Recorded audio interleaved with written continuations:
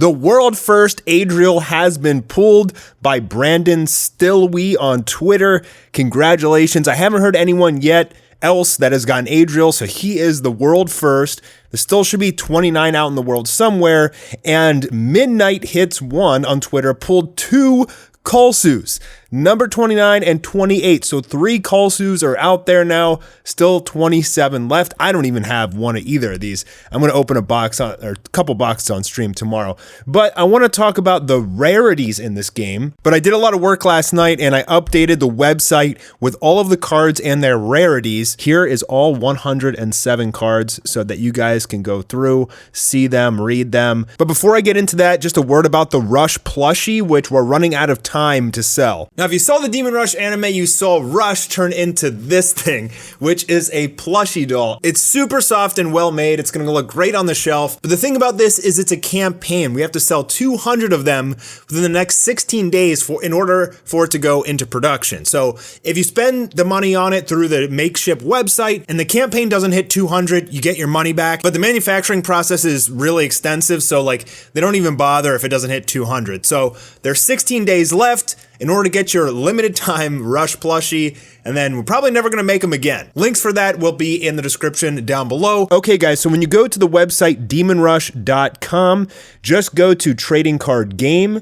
and then scroll down, and here I put this whole new super long list of card rarities, starting from the highest rarity, which is Mastar Rare, which is ADRIEL, the Angel of Destruction. Now, I really want to put together like a wiki page or something like with filters, so you guys, it will help you guys like with deck building and seeing everything that's out there.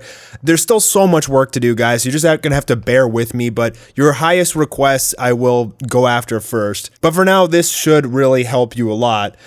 So here I have some data for this, and then we have Kalsu, the Gatekeeper. The reason why he's so good, like ADRIEL blows up your opponent's whole battlefield, or at least all their soldiers, but Kalsu, if you pair him with cards like Urzin the Treasure Meister, Karner the Warlock, Argon the Summoner, you can like just like basically flood the battlefield with a ton of soldiers, combo off, draw a lot of cards and stuff. So he's like a crazy accelerant for your deck. If you play him first turn and it goes through, like they don't have any sort of protection or negation, you're probably going to win the game. And then technically Sorin and Rush are Mastar Rares, but they come in the structure deck. So, but technically they are Mastar Rares. But you'll notice that the Sorin and Rush decks are champion cards are super thick. ADRIEL and Kalsu should not be super thick, but so far right now, Rush and Sorin are the only extra thick cards just for being a champion. So now we go to Legendary Rare. There is 1, 2, 3, 4 Angels and 4 Demon Lords. And I'll just go over these real quick with you guys. So Cassiel, you guys probably know what he does. He's the one that comes in the Sorin structure deck. He's a double attacker, very good strength, very consistent. Then we have Haniel, the Angel of Blessings. When she's rallied, you can draw 3 cards and discard 2 cards. So on the Holy Deck's own right, this is an amazing first turn play. It just sets up a very powerful hand. You can discard things like Ancient Coin or the other coins and get their effects. So she's super good to have in your deck.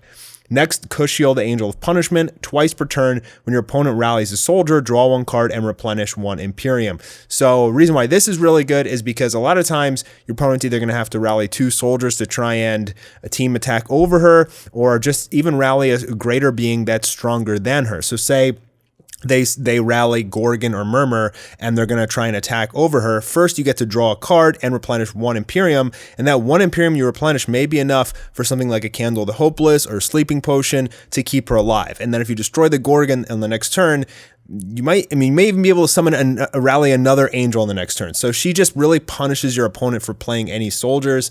Very good card. And then we have Zachiel, the Angel of Righteousness. When he's rallied, destroy 1 card on the battlefield. You might be thinking like, well, ADRIEL is so much better, but ADRIEL can't destroy spells. So Zachiel can get rid of like their super powerful structure or their armor spell or an equip spell that's just being a pain in your butt. So he's very versatile and he's just amazing to draw. Definitely puts a lot of pressure on your opponent with that pop ability.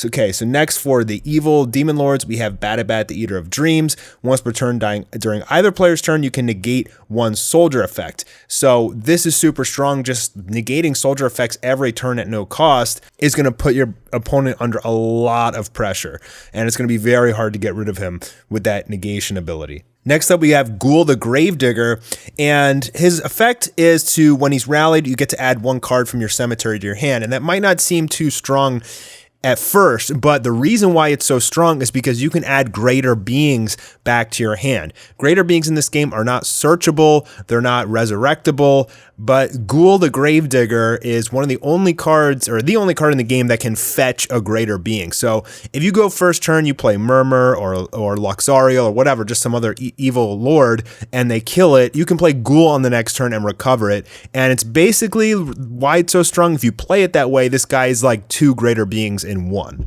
Next, obviously, we have Gorgon. He comes in the structure deck. Just a terrifying card if you don't have an answer for him. Just does so much damage.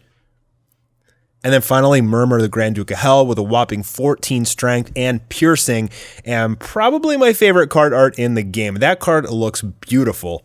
Okay, so there's 2 greater beings that are mythical rares. So underneath legendary, it goes Mastar at the top, then legendary beneath that. And by the way, I think legendary, I think there's only like 100 of each of these printed, or like maybe 120, so they're extremely rare. And then beneath legendary is mythical. We have Pahalia, the Angel of Virtuosity. Once per turn, you can replenish 4 Imperium. That's extremely strong if you combo her with Wheel of Time or Hero of the Master Priest. Like, it allows you to play greater being and then just keep going, which is extremely strong. And similarly to her, Luxariel, the Blood Queen, who has a very similar effect. When she's rallied, draw 1 card and replenish 5 Imperium. The difference is that this is when she's rallied. Pahalia every turn can replenish 4 on her turn. So if you keep her alive, she's just devastating. And then you guys can come and see the rest of the cards for yourselves.